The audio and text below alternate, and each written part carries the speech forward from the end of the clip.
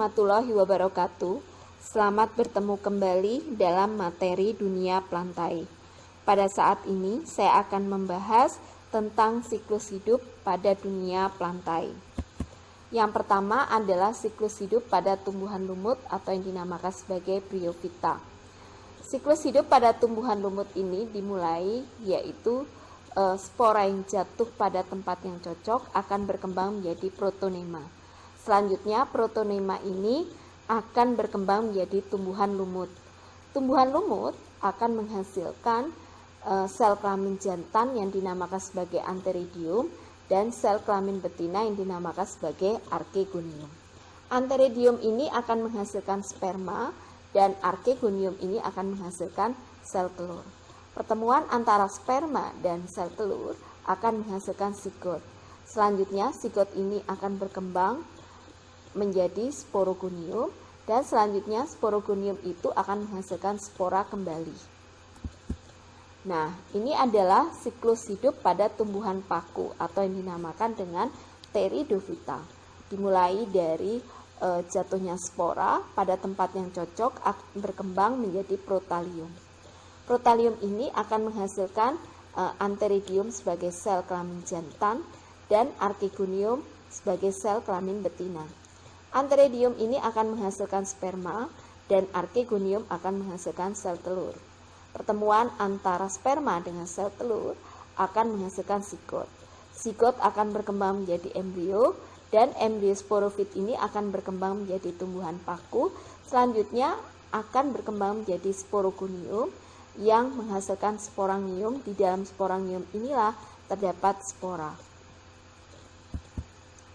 Nah, ini adalah perbedaan siklus hidup pada tumbuhan lumut dan paku.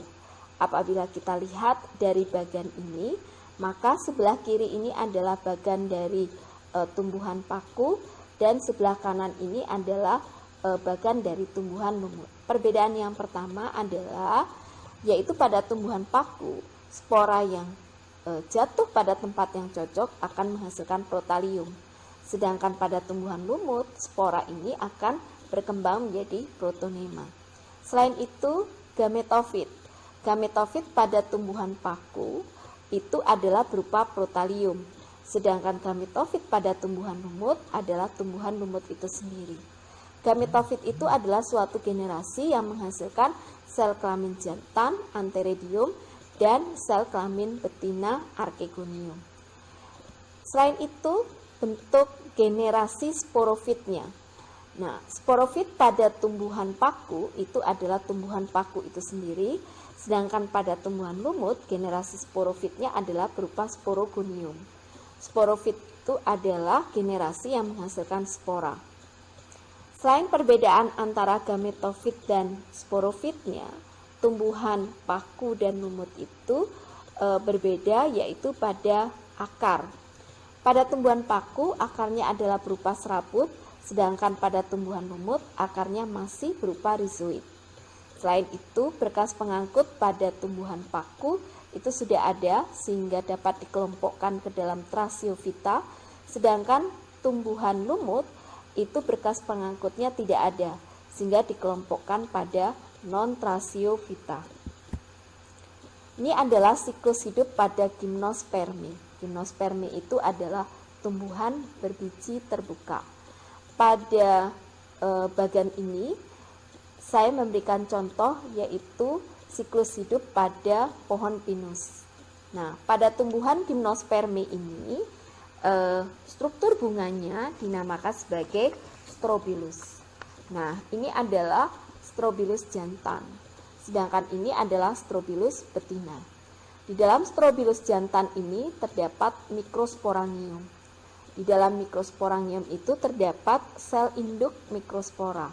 Selanjutnya, sel induk mikrospora tersebut akan mengalami meiosis. Dari satu sel induk mikrospora akan menghasilkan 4 mikrospora. Yang masing-masing dari mikrospora tersebut akan berkembang menjadi serbuk sari. Nah, pada strobilus betina itu terdapat megasporangium. Di dalam megasporangium itu terdapat sel induk megaspora.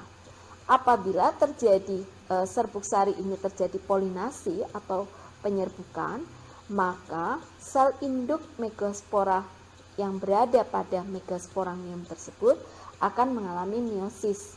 Dari satu sel induk megaspora akan menghasilkan 4 sel yang haploid. Dari 4 sel tersebut, hanya satu yang berkembang menjadi megaspora. Serbuk sari yang sudah mengalami polinasi ini akan berkembang menjadi bulu serbuk sari. Di dalam bulu serbuk sari tersebut terdapat spermatozoid. Nah, selanjutnya megaspora ini akan mengalami mitosis yang akan menghasilkan gametofit betina. Di dalam gametofit betina itu terdapat 2-3 arkegonium dan masing-masing pada arkegonium tersebut menghasilkan sel telur. Nah, apabila sel telur ini sudah matang, maka akan terjadi pertemuan dengan spermatozoid yang akan menghasilkan zigot. Zigot selanjutnya akan berkembang menjadi embrio dan selanjutnya berkembang menjadi biji. Apabila biji ini ditanam pada tempat yang cocok, akan tumbuh menjadi tumbuhan gimnospermi yang baru. Nah, ini adalah bagian dari siklus hidup pada gimnospermi. Selanjutnya, ini adalah siklus hidup pada angiospermi. Nah, pada angiospermi ini terdapat struktur bunga yang lebih sempurna dibandingkan dengan gimnospermi. Di dalam angiospermi terdapat alat kelamin jantan dan alat kelamin betina. Alat kelamin jantan itu dinamakan sebagai benang sari, sedangkan alat kelamin betinanya dinamakan sebagai putik. Di dalam benang sari ini terdapat mikrosporangium. Nah, di dalam mikrosporangium itu terdapat sel induk mikrospora. Selanjutnya, sel induk mikrospora ini akan mengalami meiosis. Dari satu sel induk mikrospora akan menghasilkan 4 mikrospora, yang masing-masing mikrospora tersebut akan berkembang menjadi serbuk sari. Di dalam serbuk sari itu sendiri terdapat sel tabung dan sel generatif. Nah, di dalam putik itu terdapat megasporangium. Di dalam megasporangium itu terdapat sel induk megaspora. Selanjutnya, sel induk megaspora tersebut akan mengalami meiosis. Dari satu sel induk megaspora akan menghasilkan 4 sel yang haploid. Dari 4 sel tersebut yang mampu berkembang menjadi megaspora hanya 1. Nah, selanjutnya megaspora tersebut akan berkembang menjadi kantung lembaga.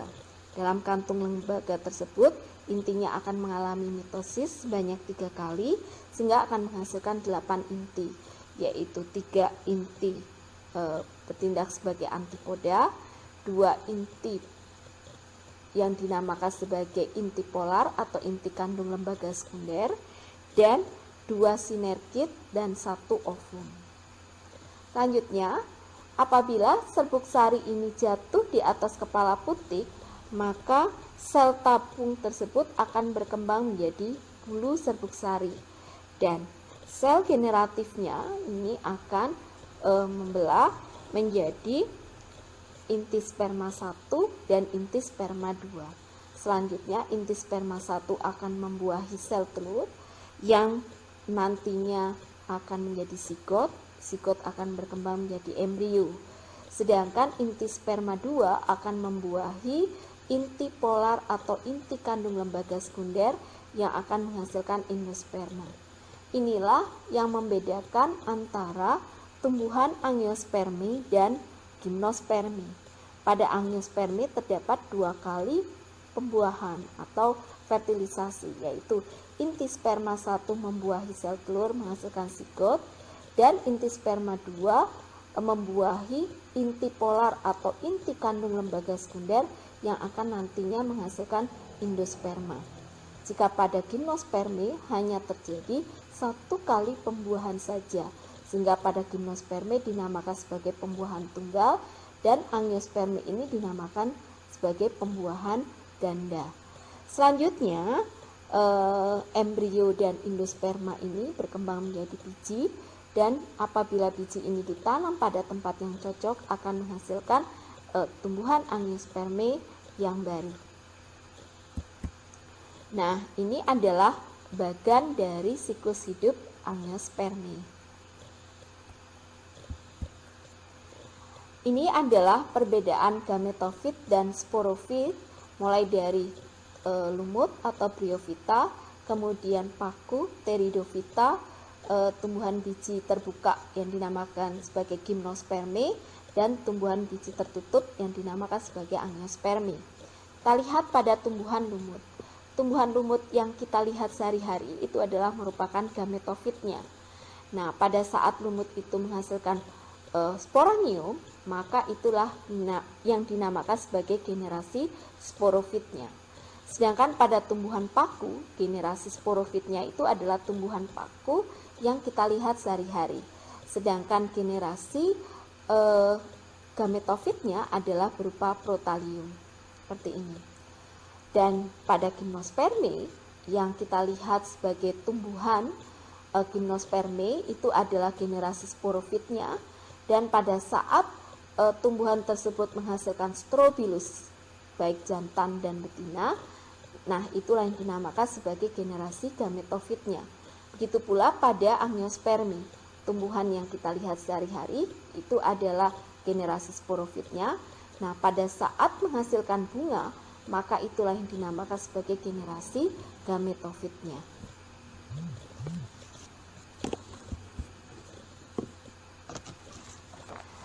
Demikianlah penjelasan tentang materi siklus hidup pada dunia plantae.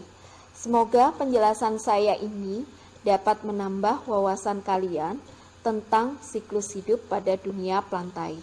Tetap semangat, jaga kesehatan, dan tetap berada di rumah. Sampai jumpa pada materi berikutnya. Salam biologi. Wassalamualaikum warahmatullahi wabarakatuh.